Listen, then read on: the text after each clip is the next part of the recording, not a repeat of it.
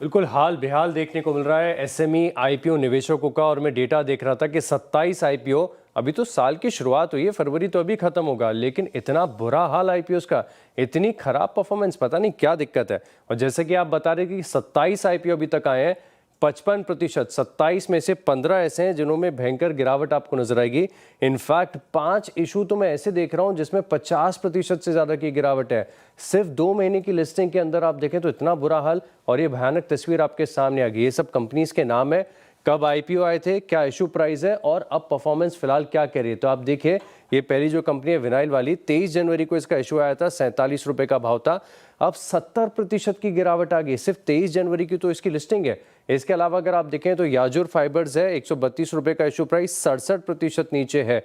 आप electric vehicles वाली एक कंपनी है, 55% की गिरावट यहाँ पर देखने को मिल रही है। आर्मर सिक्योरिटी इंडिया, 57 का इशू प्राइस, 55% की भारी गिरावट है।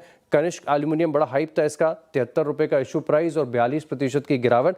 इतनी भयंकर तस्वीर है। अब दिक्कत की बात है कि सेबी लगातार सख्ती दिखा रही है, बहुत सारे रेगुलेशंस हमने देखे हैं, बहुत सारे अमेंडमेंट देखे हैं, लेकिन इसके बाद भी आईपीओ का जो क्रेज है, साथ में आप देखें तो बड़ी गिरावट आती है, रुकने का नाम नहीं ले रही है। बहुत सारे रेगुलेशंस थे, जैसे मिसाल के तौर पर 2024 में, क्योंकि यूफोरिया काफ़ी ज़्यादा था, लिस्टिंग अनाप शनाप भाव पर होती थी, तो वहाँ पर लिस्टिंग गेंस को कैप कर दिया गया। इसके अलावा अगर आप देखें तो ओएफएस पर 20% की कैपिंग लगा दी गई। 3 में से 2 साल में 1 करोड़ मिनिमम एबिटा की शर्त यहाँ पर रख दी गई।